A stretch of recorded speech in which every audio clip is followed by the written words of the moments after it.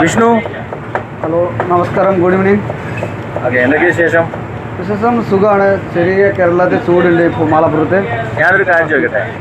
പറഞ്ഞാൽ ഇവിടെ കേരളത്തിൽ വന്നിട്ട് എത്ര വർഷമായി? വന്നത് 14 വർഷമായി. പക്ഷേ ശരിക്കും മലപ്പുറത്ത് ഞാൻ ഒരു 10 വർഷമായിട്ട് സ്ഥിരമായിട്ട് ഇവിടെ ഉണ്ട്. എവിടെയും പോയിട്ടില്ല. ഡൽഹിയിലാണ്.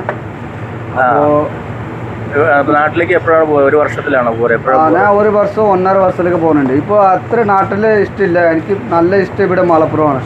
ഇവിടുത്തെ ലോകം, ഇവിടുത്തെ കാര്യങ്ങൾ, ഇവിടുത്തെ എല്ലാ സംഭവം എല്ലാം നല്ലതാണ്. പിന്നെ നമ്മൾ ഡൽഹിയിലെ എല്ലാ മാനേജ്മെൻറ്റ്, അതേപോലത്തെ നമ്മളെ MD. ഒരു വേറെ കാര്യം, ഇപ്പൊ ഈ നേപ്പാളിലത്തെ കുറെ ആളുകൾ ഇവിടെ കേരളത്തിൽ ജോലിയുണ്ട്. ശരിക്കും ഇപ്പൊ ഇവിടുത്തെ കുറെ പേർക്ക് അറിയില്ല. ഇപ്പൊ നേപ്പാളിൽ ഇവിടുത്തെ ക്യാഷും അവിടുത്തെ ക്യാഷും തമ്മിലുള്ള ഒരു വ്യത്യാസം എങ്ങനെയാണ്? ഇവിടുത്തെ 100 രൂപ നേപ്പാളിൽ എത്രയാണ്?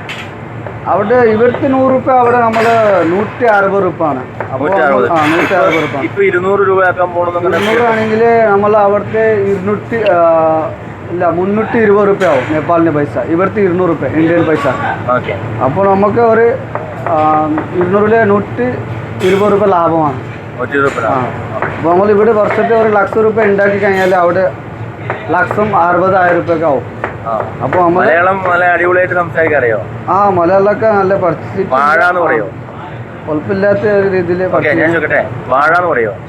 ബാണം, വാഴ, വാട, മഴ, മാറ, മായ, പുഴ, പുറ, പഴം, പഴം, പാലം, പായം എല്ലാം വരും. ഓക്കെ, അതിലധികം പെട്ടെന്ന് പുറത്തുള്ള ആളുകൾക്ക് അങ്ങനെ വരാത്തൊരു അക്ഷരമാണ് ഈ രാ എന്ന് പറയുന്ന അക്ഷരം. അപ്പൊ ഇവിടെ ഇപ്പോ 10 വർഷത്തിലായി കൂടുതലായി.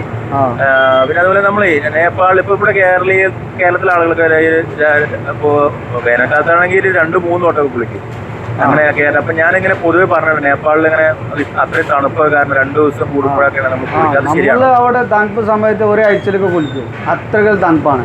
ഒരു 3-4 മാസം നമ്മൾ അങ്ങനെ കുളിക്കണ പറഞ്ഞു കഴിഞ്ഞാൽ നമ്മൾ വെള്ളം തളിച്ചിട്ട് അവർ നോർമൽ ഹീറ്റിൽ വെള്ളം ആക്കിയിട്ട് പിന്നെ കുളിച്ചിട്ട് പട്ടണം മറ്റേ ഇതിൽ അതിൽ പോയിട്ട് നമ്മൾ പട്ടണം ഒരു നല്ല കേരളത്തിലേക്ക് കൂടുതൽ ഇന്ത്യയിൽ കേരളത്തിലേക്കല്ല ഏറ്റവും കൂടുതൽ നേപ്പാളീസ് വരുന്നത്? അതോ വേറെ സ്റ്റേറ്റ് ഏതിലേക്ക്? തമിഴ്നാട്, അങ്ങനെ ആന്ധ്ര? ഇപ്പോൾ നമ്മളെ ജില്ലാന്റെ ആൾക്കാരെ നമ്മൾ നാട്ടിൽ ഒരു ഏരിയാന്റെ ടീം മൊത്തം കേരളത്തിലാണ്. ബാക്കി ഓരോരോ ജില്ലയിൽ ഓരോരോ ആൾക്കാരുണ്ട്. ഇപ്പോൾ നമ്മൾ നേപ്പാൾഗഞ്ച് പറഞ്ഞ ഒരു സ്ഥലത്തുണ്ട്. അവിടുത്തെ ആൾക്കാരൊക്കെ മുംബൈയിലാണ് പോണത്. പിന്നെ ദാങ് ജില്ലയിലെ ആൾക്കാരൊക്കെ ഇവിടെ ഗോവയിലാണ്. അങ്ങനെ ആയിട്ട് പോകുന്നുണ്ട്. ഫസ്റ്റ് നമ്മൾ കൂടുതലായിട്ട് നേപ്പാളി ആൾക്കാർ കേരളത്തിലാണ് നിൽക്കുന്നത്. ഇപ്പോൾ കേരളത്തിനെ കുറിച്ച്, മലപ്പുറത്തെ കുറിച്ച് എന്താ പറയാനുള്ളത്?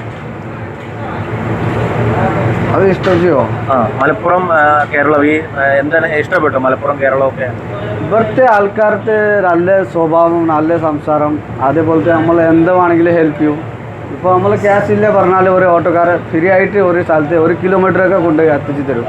അപ്പോൾ ആണെങ്കിലും പിന്നെ തന്നല് പറഞ്ഞിട്ട് പോകും നമ്മളത്തെ പൈസ ക്യാഷ് ഇല്ലെങ്കിൽ. അത്രയ്ക്ക് നല്ല ആൾക്കാരാണ്. അത്ര നമ്മളെ വീട്ടിന് അവിടെ അടുത്തില്ല. അത്ര സപ്പോർട്ട്. ഞാനൊരു കാര്യം ചോട്ടെ, അപ്പോൾ നമ്മൾ കൂടുതൽ ശരിക്കും ഇന്റർവ്യൂ തന്നെ വേണം തോന്നുന്നുണ്ട്. അപ്പോൾ നമുക്ക് വേറൊരു ദിവസം കൂടുതൽ വിശേഷങ്ങളൊക്കെ പറയാം. അപ്പോൾ ഇപ്പോൾ കേരളത്തിലെ എല്ലാവരോടും എൻ്റെ സ്നേഹം, സന്തോഷം ഒന്ന് പറയും. നേപ്പാളില്, മലയാളത്തിലല്ല, പാട്ടല്ല, കേരളത്തിലെ എല്ലാവരും എനിക്ക് ഇഷ്ടമാണ് എന്ന് നേപ്പാളിൽ പറയും. नेपाल भाषा नेपाली भाषाले पर्या यहाँको खाना बस्न अनि यहाँको वातावरण एकदम राम्रो छ। नुहाई धुवाई गर्नलाई यताउति सबै कुराहरू एकदम पर्फेक्ट राम्रो छ। दामी छ ठाउँ। माल्ला इष्टपट्टु केरला। Thank you.